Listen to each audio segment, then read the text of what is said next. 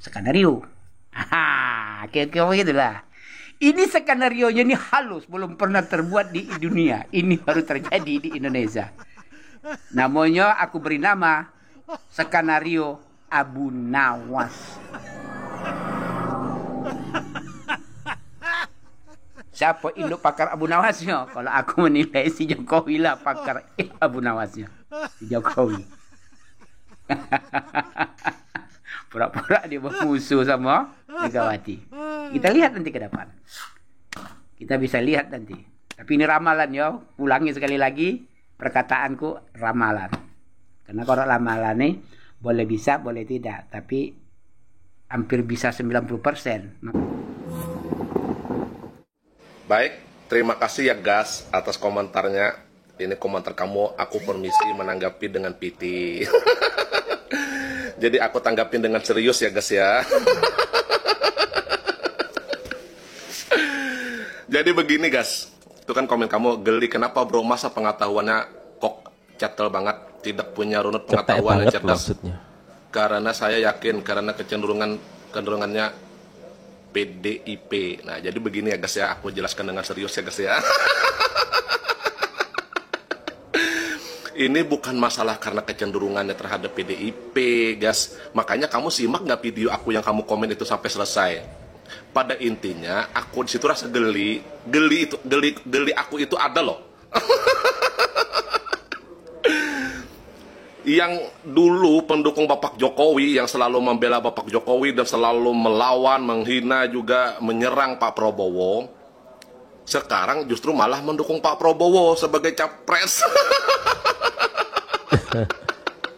Itu loh gas yang aku gelinya. Nah, terus kalau mereka sekarang yang mengaku projo mendukung Pak Prabowo mencapres yang ketiga kali ini, mencapres lagi ini. Terus ngapain 2014 sama 2019 kemarin tidak memilih Pak Prabowo, terus selalu menyerang dan melawan Pak Prabowo dan pendukung-pendukungnya? Kenapa tidak dari sejak 2014 sampai 2019? Itu loh gas. Oh projo maksudnya. Yang bikin aku geli itu. Projo yang mendukung Prabowo sekarang maksudnya. Begitu Bapak Jokowi sudah mau berakhir masa jabatannya, terus sekarang berpindah mendukung Prabowo dengan alasan untuk negara, untuk NKRI. Misal umpamanya karena ada Gibran. Lah sekarang kan Gibran tuh wakil presiden yang berkuasa juga nanti kalau terpilih jadi presiden ya tetap Prabowo. Prabowo juga ditunggangi oleh parpol-parpol yang besar yang berkoalisi dengan Pak Prabowo. Gimana nanti negara ini? Coba lihat saat PDIP mengusung Bapak Jokowi menjadi presiden. Sejak periode pertama dilihat oleh PDIP, ketum PDIP, ternyata Bapak Jokowi ini memang benar-benar apa yang dia lakukan sebagai pemimpin negara ini untuk bangsa dan negara ini. Kalau seumpamanya PDIP tidak senang dengan Bapak Jokowi karena mementingkan untuk pembangunan bangsa dan negara ini, kemajuan bangsa dan negara ini, mungkin di periode kedua itu PDIP tidak bakalan lagi mencalonkan Bapak Jokowi. Karena PDIP ini bangga ternyata dia tidak salah pilih mengusung Bapak Jokowi untuk menjadi presiden untuk negara ini, ternyata tidak salah pilih. Begitu loh. Nah beda kalau Pak Prabowo kan dia yang mencalonkan sebagai capres kan ketua umum. Nah sementara PDI ada nggak? Ketua umumnya enggak kan? Artinya apa? PDIP itu mementingkan sosok-sosok, figur-figur yang ada di kubu partai Demokrasi Indonesia Perjuangan ini adalah figur-figur, adalah sosok-sosok yang bisa untuk memikirkan untuk bangsa. Yang jelas memang kader-kader dari PDIP harus kita akui selalu muncul bibit-bibit baru. Beda sekali dengan partai-partai yang lain ya, bahkan banyak sekali partai umumnya rata-rata nggak punya kader terbaiknya untuk bisa dibanggakan untuk melaju atau maju menjadi calon presiden maupun wakil presiden. Bukan untuk kepentingan bank pribadi mereka, gitu loh. Nah itu gas ya. Jadi kamu bilang mungkin karena kecenderungannya PDIP, bukan begitu. Andaikan nih, maaf, andaikan aku bukan orang partai, aku juga bukan anggota partai, aku ini masyarakat biasa aja loh, gas. misal ya, Pak Prabowo diusung oleh partai PDIP, aku nggak bakalan kok pilih Pak Prabowo, nggak bakalan. Lo sejak 2014 sampai 2019 kita ini selalu melawan, mulai dari Pak Prabowo sampai pendukung-pendukungnya. Walaupun Prabowo sekarang nanti 2024 umpamanya diusung oleh partai PDIP untuk menjadi capres, saya juga udah bakalan dukung, walaupun Gibran wakilnya udah bakalan saya pilih.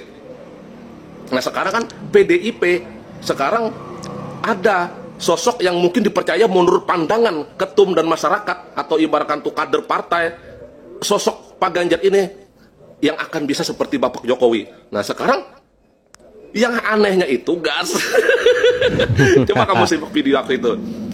Yang mengaku projo tapi mendukung Prabowo, itu loh yang bikin aku geli.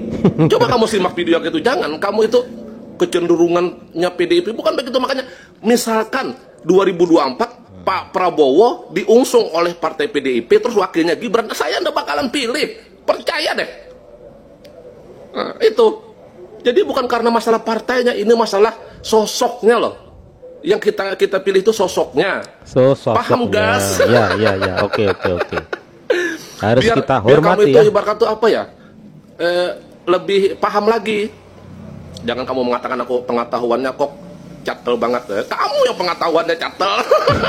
Coba aku tanya sama kamu, tolong kamu jawab. Kamu mau stick pitch, aku pilih kalian. Sekarang kita Pilpres 2024. Pilpres itu apa sih artinya? Pilihan presiden pasti kan dong. Pemilihan presiden. Ada nggak? Pilwapres ada nggak? Nggak ada. Karena apa? Pemilu itu adalah pemilihan presiden. Jadi yang mana terpilih itulah yang berkuasa. Umpamanya karena Ganjar, si Gibran kan cuma wakil. Cuman ibaratkan tuh ya wakili lah, walaupun anak Bapak Jokowi. Bukan berarti aku tidak mendukung Pak Prabowo terus aku benci dengan Bapak Jokowi. Tidak.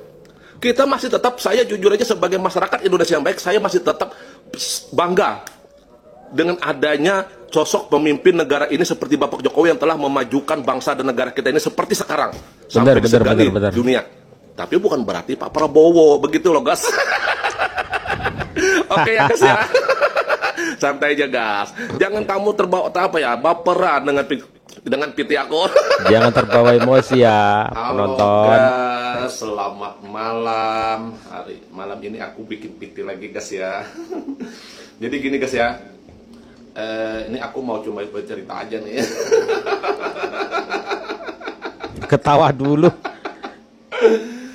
Jadi guys ya, kemarin aku ada lihat PT lewat beranda aku, video masa tentang Anies yang ke Solo itu kan disambut tuh ya, yang menyambut itu kan ya memang pendukungnya yang dari yang itu ya. Jadi begini guys ya, sini kita serius guys ya, mungkin seriusnya aku menjelaskan ini guys ya. Aduh, ketawa dulu. Mau didengar nih apa penjelasannya nih? Yang bikin aku geli itu guys ya, video Anies yang datang ke Solo itu disambut kan ada beberapa ya, ibarat kata ya. Di-sticks oleh yang siapa tuh yang biasanya yang ada emak-emak yang biasanya pakai yang badannya gemuk yang biasa pakai hijab yang Masya Allah. Itu ya. Villa itu siapa namanya? Lupa saya. Anies katanya datang ke Solo dan disambut. Katanya gini, tak bahaya tak?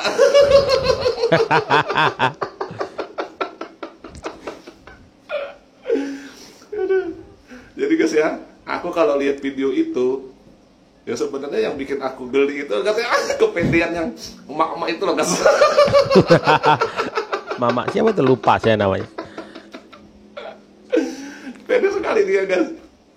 Sekarang kayak gini aja, kita berpikir aja. Anies mantan gubernur DKI. Apa sepak terjang hasil kinerjanya kan itu jelas terlihat di media-media, di publik. Ibarat ya enggak ada yang bagus lah. Datang ke Solo mengharap apa ya, dapat dukungan atau meraih suara atau kemenangan suara di Solo. Apa dia mengharap kemenangan Pilpres suara di Jawa Tengah.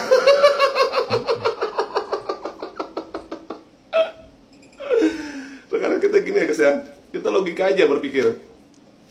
Pak Ganjar ini kan pernah jadi anggota DPR. Beliau terpilih karena dipilih oleh masyarakat di sana kan. Mungkin karena sepak terjang dan kinerjanya bagus saat beliau menjabat sebagai anggota DPR.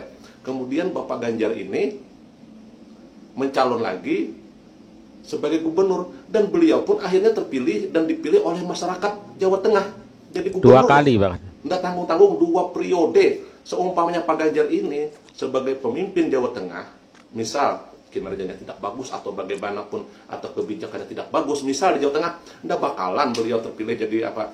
Nggak bakalan. 2 periode.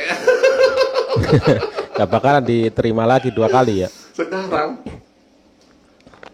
mantan gubernur yang sekarang mencapres Pak Ganjar itu kan ibaratkan tuh apa ya? Sosok seorang pemimpin yang disenangi oleh masyarakat Jawa Tengah. Ya sebagian, aku nggak mengatakan semua sih. Otomatis ya sekarang gini, beliau aja sudah terpilih dan dipilih oleh masyarakat Jawa Tengah itu 2 kali loh jadi menjadi gubernur kayak gitu loh. Nah kemudian beliau ini mencalon sebagai presiden, dicalonkan sebagai presiden, sudah pastilah masyarakat Jawa Tengah itu bangga. Dulu gubernur yang mereka bangga-banggakan mereka pilih sekarang ingin menjadi pemimpin negara, pasti bangga masyarakat Jawa Tengah. Itu sudah pasti itu. Nah, yang anehnya ini ada capres mantan gubernur DKI yang terpilih hanya karena menggunakan isu sara, isu agama. Datang ke Solo ingin mengharap menang perolehan suaranya di Jawa Tengah.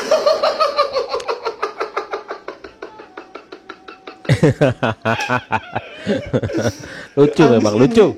Terus dibangga-banggakan oleh siang emak yang Masya Allah. Anies katanya disambut kedatangannya di Solo, tak bahaya tak ya kata. Kan itu terlalu pede sebenarnya. Karena kepedeannya yang berlebihan itu gas, makanya aku jadi agak geli juga. Melihat video emak-emak itu, pede banget.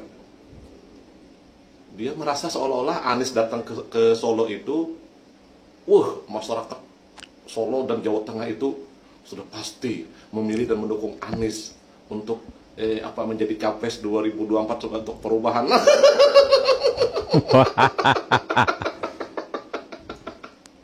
Namanya juga usaha Bang. Beda lah. Aku aja yang misalnya di provinsi ini punya gubernur kinerjanya bagus, terpilih menjadi 2 periode sebagai gubernur di daerahku, terus terus bagus kinerjanya, terus mencapres, pasti kita bangga dan masyarakat pasti akan mendukung. Ini mantan gubernur DKI yang ibaratnya gimana ya, yang banyak kata-kata, nggak bisa bekerja, kinerjanya juga nggak bagus, cuma datang ke Solo disambut ya segelintir kayak gitu, dibangga-banggakan oleh yang emak-emak itu.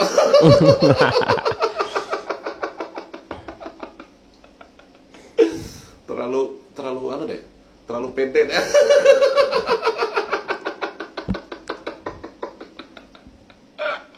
Udah ya, jangan berharap kalau Anies mengharap suara di Jawa Tengah, jangan terlalu berharap. Di Jawa Tengah itu sudah jelas pasti mendukung Pak Ganjar. Walaupun nanti terpecah suaranya itu karena misal jadi Gibran ini jadi wakilnya Pak Prabowo, pasti akan terbagi 2 pilihan masyarakat Jawa Tengah itu. Tinggal masyarakat yang pintar dan cerdas saja lagi. Kayak gitu loh memikirkannya. Kita Pilpres ini ingin memilih wakil apa memilih presiden, kayak gitu. Tapi kalau umpamanya Anies nggak bakalan dari Jawa Tengah tuh deh.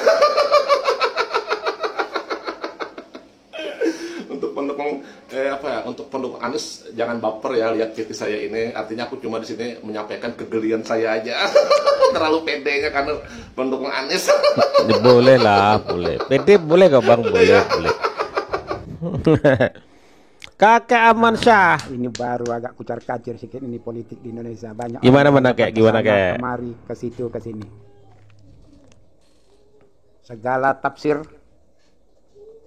segala tebak-tebakan semuanya akan terjadi menurut prinsipnya masing-masing. Juga aku sendiri pun menurut prinsipku.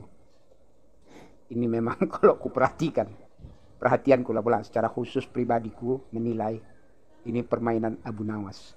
Abu Nawas, permainan Abu Nawas. Gimana kayak? Mengatakan sibuk, gurau, riau, kicau, segala macam. Bahwa si Jokowi adalah pengkhianat, Gibran adalah pengkhianat. Kalau dipandang, dilihat dari mata kasar johirnya, memang itu yang terlihat. Yang terlihat gitu ya. Ini kan politik. Berbeda dengan johir, berbeda dengan politik. Kalau johir fakta, nyata, kelihatan. Kalau politik tak bisa ditebak-tebak. Apa yang akan terjadi, yang akan datang. Benar. Orang beranggapan, ataupun si Prabowo beranggapan, ataupun Partai Gerindra dan Golkar beranggapan, dengan menggaitnya si Gibran, maka suara terkucung dan melobi mendapat dukungan besar dari rakyat Indonesia. Kira-kira begitulah, agak-agaknya lah, bahasa kasarnya begitulah, dapat dukungan banyak, kira-kira begitu. Tapi aku menilai ini teknik Abu Nawas. Karena di dalam pandangan, baik daripada pantauan sejarah, apapun ceritanya, asal usul pengkhianat itu tak pernah sukses. Kalau pengkhianat itu sukses, dan di sektor bidang apapun si pengkhianat sukses, orang banyak jadi pengkhianat. Karena orang tidak beringin jadi pengkhianat, karena pengkhianat itu sulit untuk mendapat sukses. Timbul satu pertanyaan, berarti Pak Jokowi dan si Gibran pengkhianat? Pandanganku bukan ke situ. Gimana kayak? Pandanganku sekarang aneh. Kalau orang melihat aku ini boleh dikatakan orang boleh tak suka, boleh suka, tapi bisa kita lihat nanti kenyataannya apa yang akan terjadi di akhir Pilpres tersebut. Strategi antara Ganjar dengan Prabowo sama-sama kuat. Ya. Dikatakan kalau tinggi sedikit saja si Ganjar. Tidak dapat mencapai 56 ataupun 60% ataupun di atas 50. Tak mendapat. Arti kata kalau di bawah 50 berarti kan dapat putaran 2. Kira-kira begitu.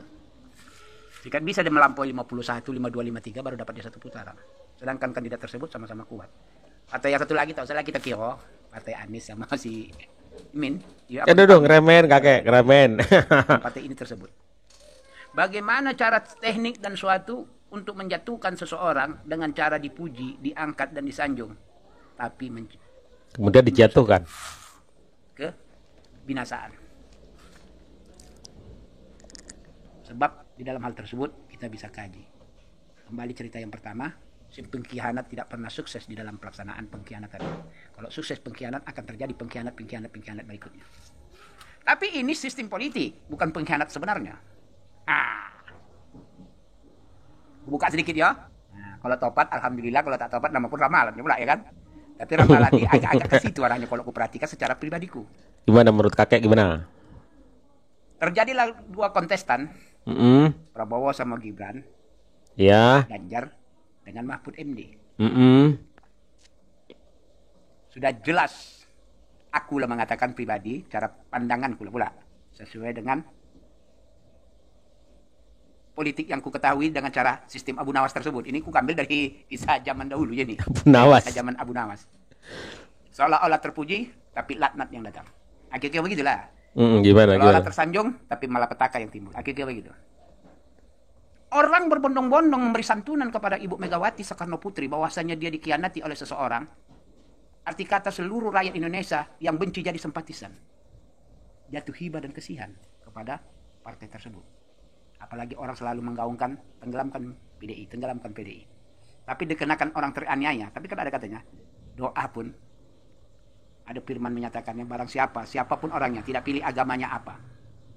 Orang teraniaya, doanya makbul. Jadi kembali kepada cerita fakta dan kenyataan tadi. Teraniaya tersebut hanyalah simbolis, bukan teraniaya sebenarnya. Teraniaya secara politik. Seperti orang bermain film sinetron. Seolah kejadian itu memang benar terjadi. Tapi skenario. Kira-kira gitu lah.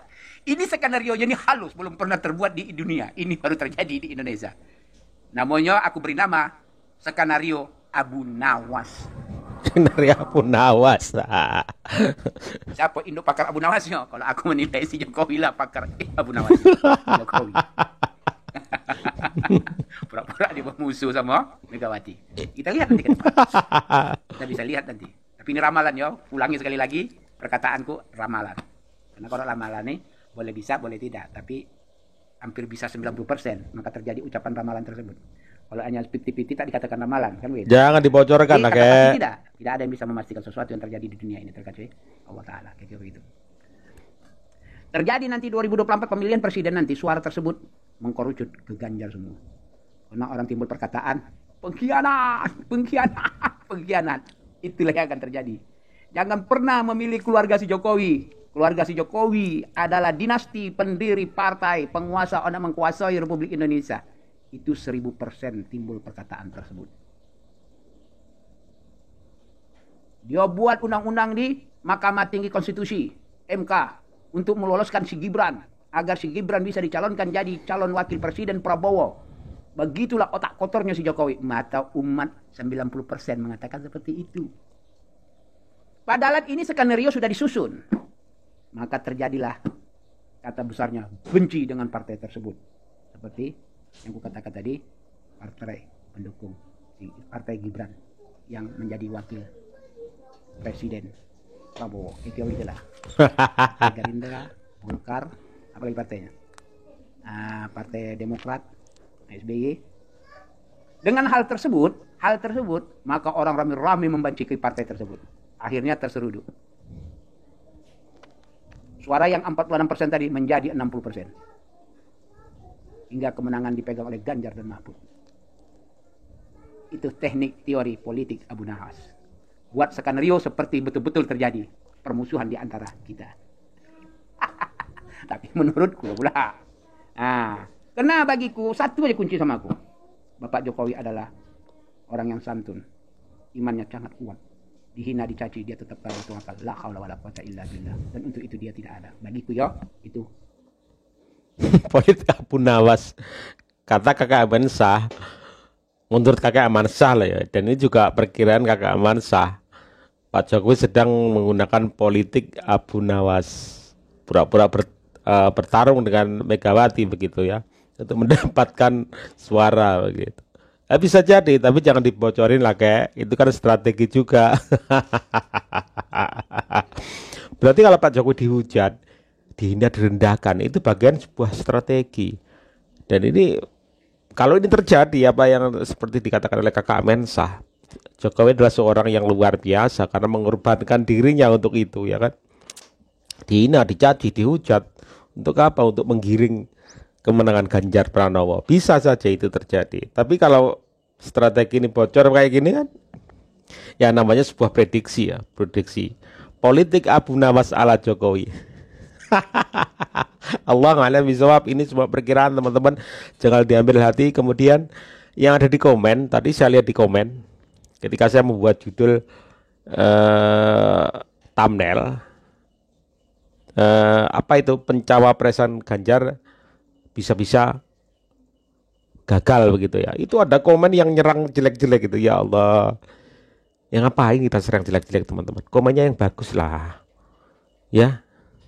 Terus kalau komen buruk kayak gitu, untungnya buat kalian apa? Apa coba?